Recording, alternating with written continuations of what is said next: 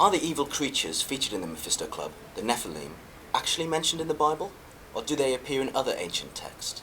They are mentioned in all those things you just talked about. In the Bible, they appear in Genesis, where they are described as the giants. And I think the quote goes something like this: "There were giants in those days," and they were referring to the same creatures that are referred to in some other pre-biblical texts.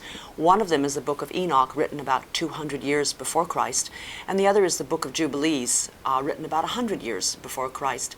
The myth goes like this, and it's a wonderful snapshot into the mind of the ancient Jews at that time. There were angels living above us, and they looked down upon human women and thought women were quite attractive. So the angels came down, married the women, and they had children. You would call them hybrids. These children were known as the Nephilim, and translated that just simply means those who have come down or those who have fallen. These children were evil, and this was the introduction of evil onto the earth. It's the hybrid children of angels and women.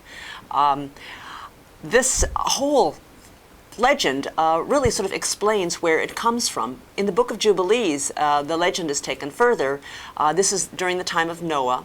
God decides that the Nephilim have caused too much trouble. There's been so much warfare and bloodshed and violence. God decides to wipe out the whole race. But at the last minute, he's convinced that he should allow some of them to survive. So he allows 1/10 of their number to survive to worship Satan through time. Now, if you were to take this as a given that this is actually true, it would mean that they're still among us, that they're still breeding with us, that their bloodline is still here, and that some of us have the genes for evil. It's an interesting theory for describing sociopathic behavior. There are also other conspiracy theorists who feel that because the Nephilim are known to be quite intelligent, quite attractive, quite charismatic, that they are automatically elected our leaders. And in positions of leadership, they can start wars, they can incite violence, and they are invariably leading us towards Armageddon, which is their goal. And if you think about all this as a universal theory of evil, it's quite scary, because it would say that it's the Nephilim who are pushing us toward the end times. Does a Mephisto Club actually exist? There are rumors that one does. I think the rumors may have been started or may have been investigated by an author named Andrew Collins, who wrote this book called The Ashes of Angels.